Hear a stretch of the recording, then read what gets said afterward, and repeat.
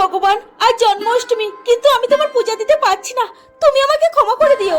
আজ আমার শরীরটা এত পরিমাণে খারাপ যে আমি একটা গ্লাস জল পর্যন্ত উঠে গিয়ে নিয়ে আসতে পারছি না।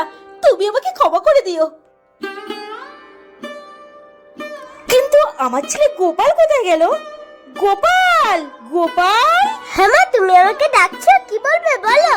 বাবা শোন না, আমার খুব জল তৃষ্ণা পেয়েছে। ঠিক আছে, আমি এক্ষুনি আনছি। মা, এই নাও জল, বসে খাও। আরে আমি এই 5 দিন হলো বিছানা ছেড়ে উঠতে পারি না, কিন্তু এক নিমিষে কি করে বসলাম? মা, আমার কাজ শেষ, তাহলে আমি আসি। আচ্ছা ঠিক আছে, আয় তাহলে।